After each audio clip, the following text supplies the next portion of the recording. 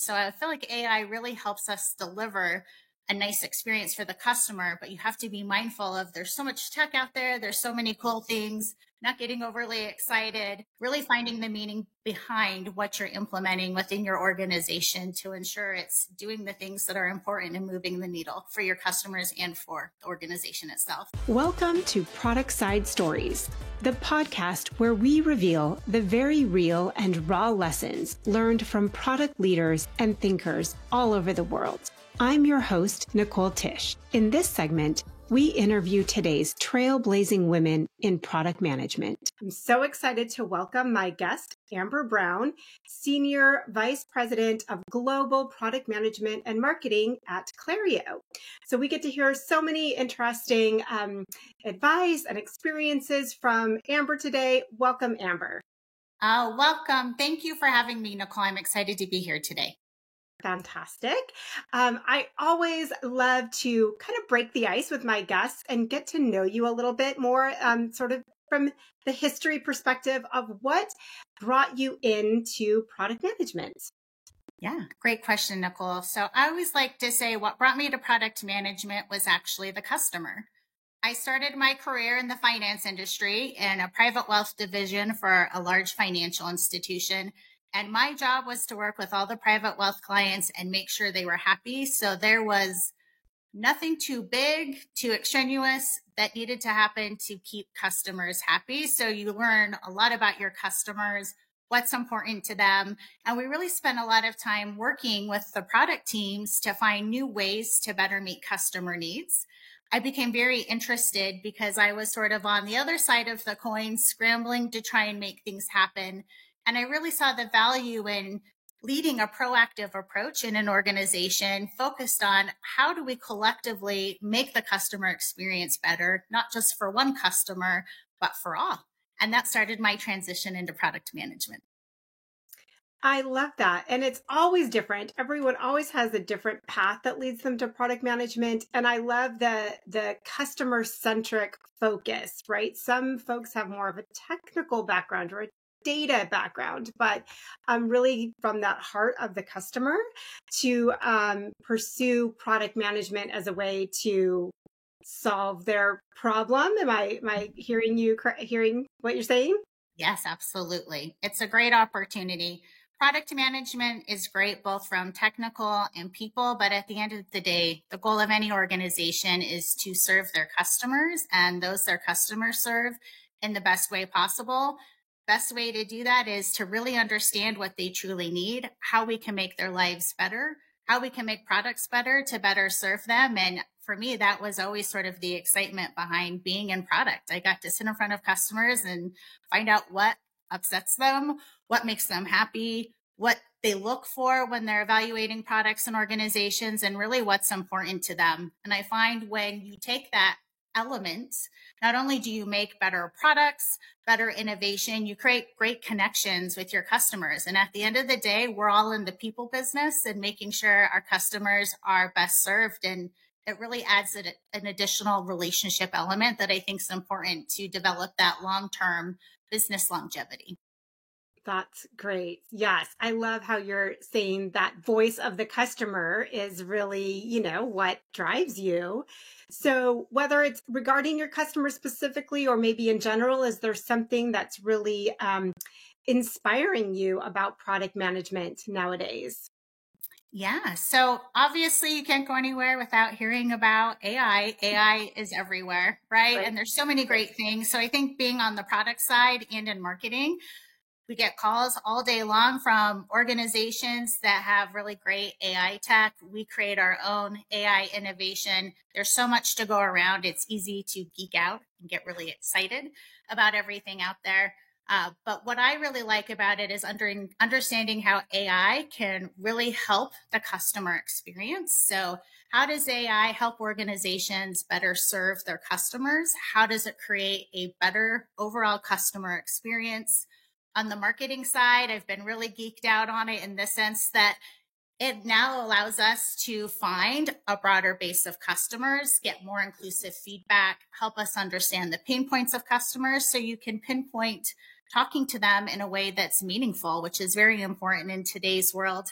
And also, hey, what can you do to make a product that maybe does a little more that takes a lot longer to find out through traditional means? So I feel like AI really helps us deliver a nice experience for the customer, but you have to be mindful of there's so much tech out there, there's so many Yes. cool things, not getting overly excited, really finding the meaning behind what you're implementing within your organization to ensure it's doing the things that are important and moving the needle for your customers and for the organization itself.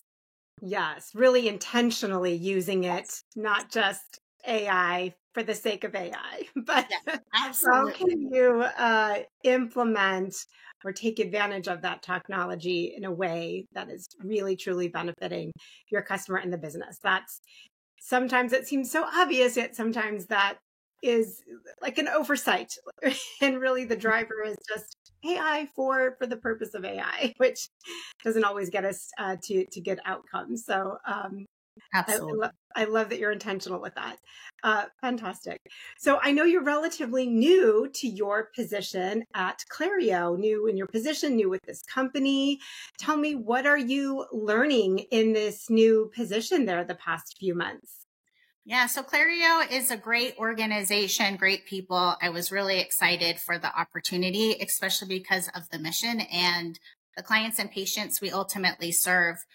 One of the biggest goals of this role was bringing multiple cultures together. So Clario fondly calls themselves the business of business. We have a lot of M&A work that goes on, acquisitions. So really bringing multiple cultures together. As part of that, I have always been really interested, not just in what people do and the what of the work, but the how. And I think what I've really delved into in the last, let's just say 5 to 8 years of my career is defining the cultures and communication strategies that help organizations really propel forward in action and achievement and building great places to work. That's always really important to me. So, what I've really been working on is my loving pet project, I guess I would say, is I really love this idea of creating a culture of kindness versus niceness. And so I'm sure a lot of people have heard Adam Grant talk about this in his work. How he describes a culture of nice is what people generally complain about on the internet with toxic positivity, high regard for politeness, maybe telling someone something to their face that makes them feel good in the moment when that's not what you mean long term. Adam describes kindness, and a culture of kindness is still being very empathetic and intentional with people, but helping them grow into the people they're supposed to become in the future, organizations as well. So really being intentional about having conversations and helping people and organizations having the right conversations in a way that makes it still a great place to work where people truly care about each other, but you're having those hard conversations. You're having the conversations that no one wants to have, and you're doing it in a way that's intentional and productive and allows the organization to move forward with their people aligned with it. So that's been a really fun exploration tactic for me. I walked into an organization, they have a lot of great experience. I'm bringing in my own experience and finding ways to explore new perspectives, new channels, new way of doing things, but in a way that brings people together versus sort of pushing them off in their own corners. So that's really been a fun area. I like to call it meaningful collaboration and having your team and your people know that you're there for them. You truly do care about them. And there's a way for everyone to come together and feel great about the things that we're doing and delivering, even in those hard moments. That's beautiful. And I hear you using the word culture, like as in corporate or company culture. But I'm also mindful your title is Global Product Management and Marketing.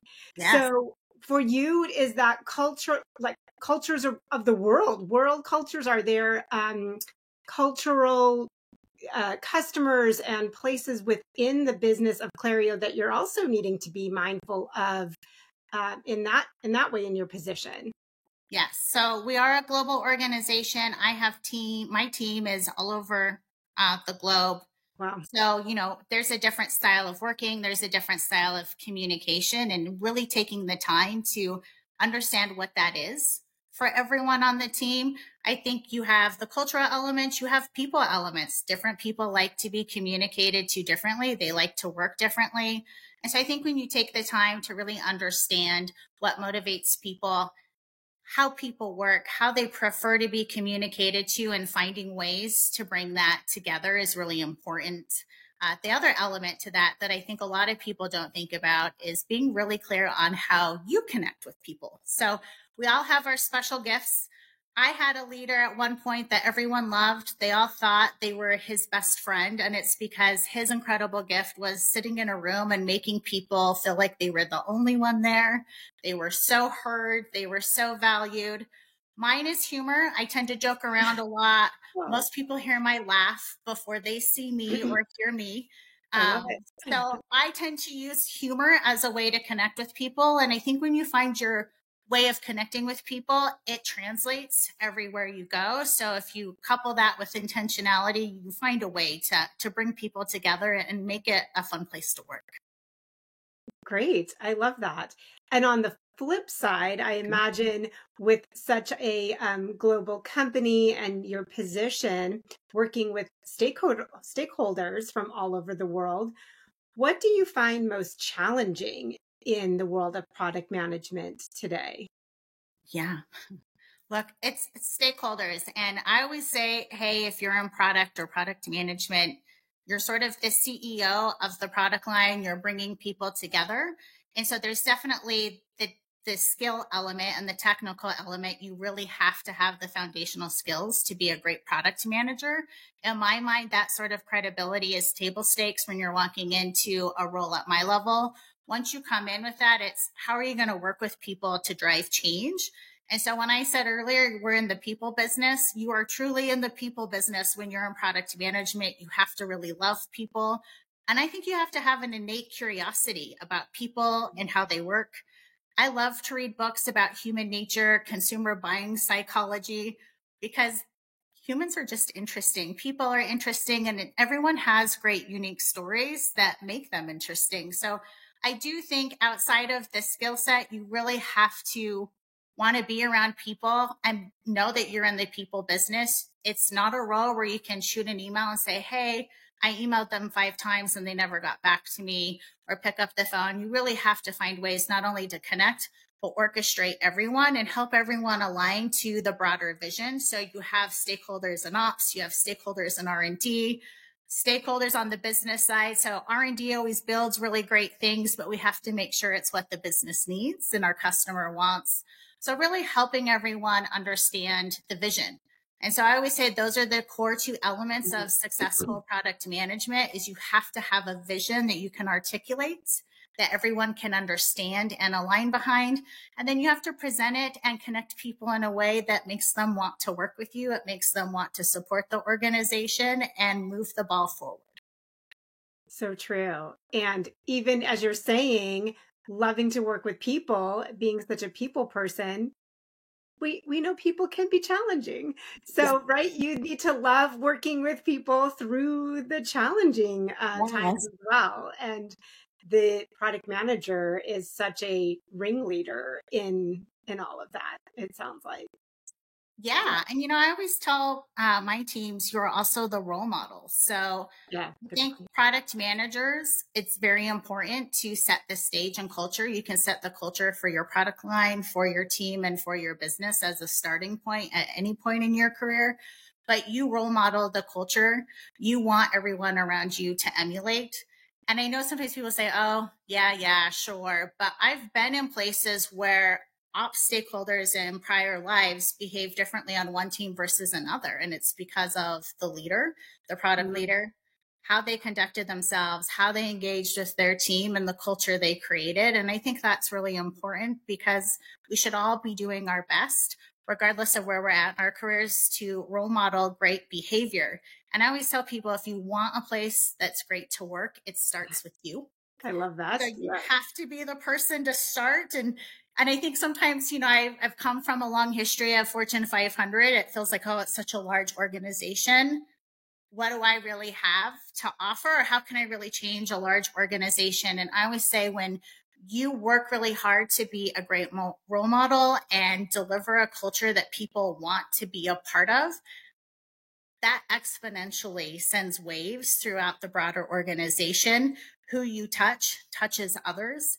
And so I think that's really important, and something that we forget is where you work and how great of a place it is to work starts with you. Yes, we are all contributing to that corporate culture. Absolutely. Right.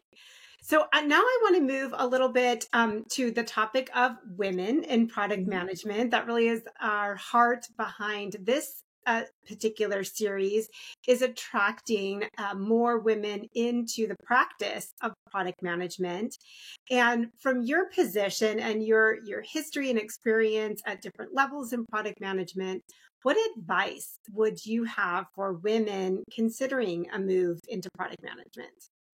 Yeah. So, Nicole, I started working when I was 3, so not to age myself, but I remember when I started my career, when they were walking through careers just in general, a lot of it was like, here's this, and this is the only thing you can do with this degree. And here's this, and this is the only thing you can do.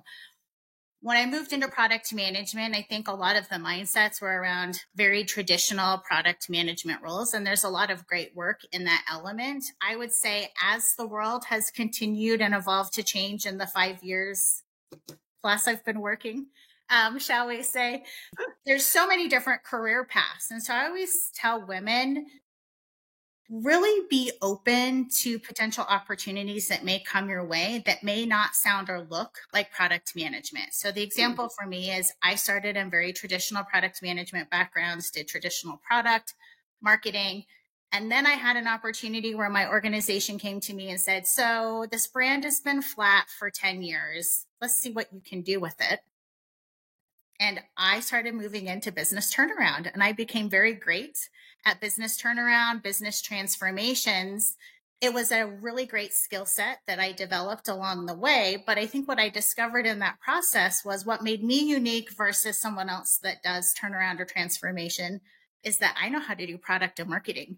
And you can walk into a company and say, you're flat, I can fix your problems. But if you want to start growing in a real meaningful way and really make change with your customers, I have the background and skill set to do that. So it really gave me a unique advantage over most people, because most people in business turnaround are fixing financials or fixing ops. Right. And while I can do those things, my secret sauce is my background in product management. So I sort of fell into that, but it's been really great. And I think over the years, I've learned that there's so many other types of, let's just call it career paths, where you use product management and marketing in really meaningful, interesting ways. So, I always say just explore the new and what could come up. The other piece I have to say is in product management, especially if you go down a less traditional route, you really have to know how to position yourself, because people don't always understand product management. I would say most organizations I've been in that are like, oh, we have a great product management org, and they do. A lot of people at the leadership level didn't understand what product management did and what its role was. They had the general sense, but not truly the value that could be provided to the organization. And so one of the things you have to get really good at, and I always suggest women do this, is get really good at pitching yourself and pitching your ideas to an organization. And if someone doesn't get it or tells you no, that's not a personal rejection. That just means you need to work on your pitch. So I always tell people there's an art of selling that goes along with product management, to sell your visions in organizations, to sell yourself, and don't shy away from that. And I think we as women, it starts to feel uncomfortable. At least it was for me. When I first started pitching myself, it was very terrifying. I didn't want to do it.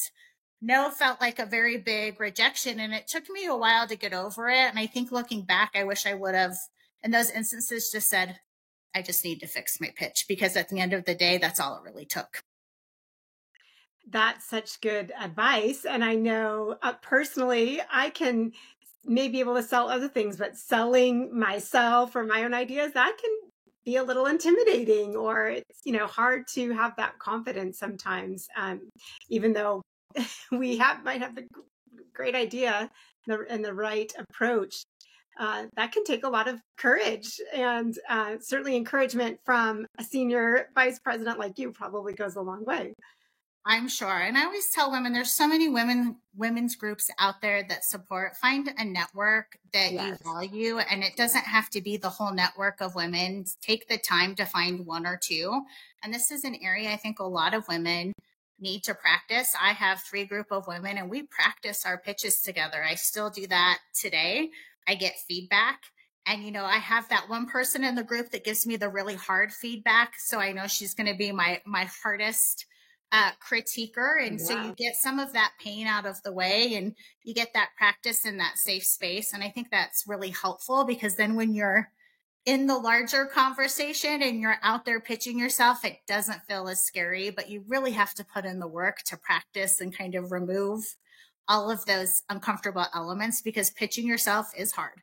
I could pitch organizations all day long. I can pitch other people all day long. But when it comes to me, sometimes I'm like, I've been in marketing for 20 years. Why is this such a hard thing for me to do? And we all feel that way. It's just so different when you're doing self-promotion. So give yourself a break.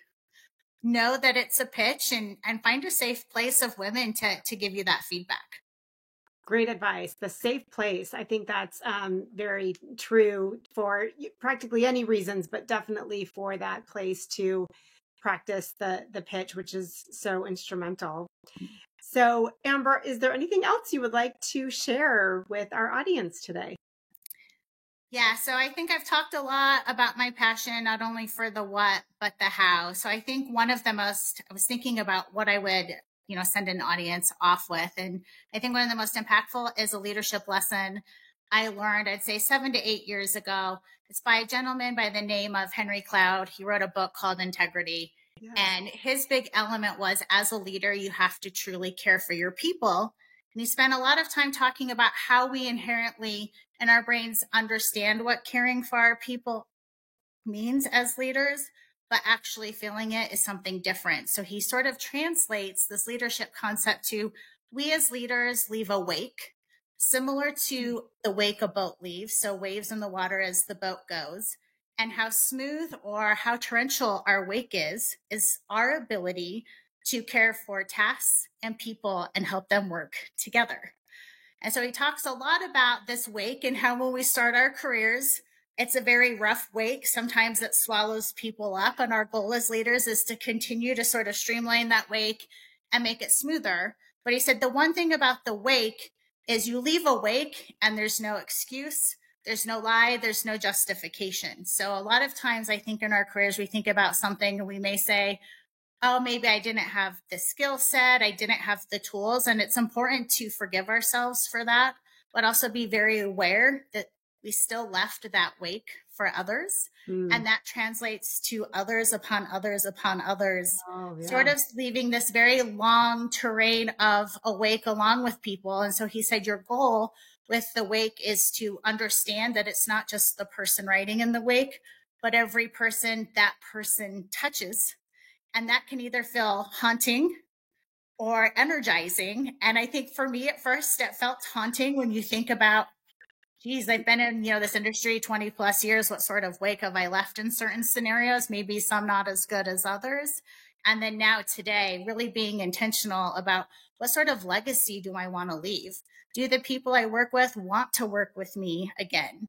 Do they feel like they're listened to, valued, and cared for? And so I feel like that element of the wake really hit that concept home for me. So I think what I'd end with is, what sort of legacy do you as a leader want to leave behind with your teams and your organizations? Yes, what great questions to ask ourselves, and especially with that analogy that our impact is exponential. And we are probably not always mindful of that, but it's true. How much so? That is so beautiful. Thank you, Amber, for that encouragement and real challenge. That's a good way to challenge our audience with that thought-provoking question. So thank you for that. And I definitely want to, thank you, Amber, for being with us today and for sharing your experience. And thank you to our listeners for tuning in. If you enjoyed today's conversation, don't forget to subscribe and stay tuned for more empowering stories from the world of product management. Until next time, I'm Nicole Tisch, and this is Product Side Stories. Thank you for tuning in to Product Side Stories. I hope today's insights inspire you and propel your product journey forward. Remember, every challenge is a lesson waiting to be learned. Visit us at productside.com for more free resources like webinars, templates, playbooks, and other product wisdom we've packaged for you. I'm Nicole Tisch, and until next time, keep innovating, keep leading, and keep creating stories worth sharing.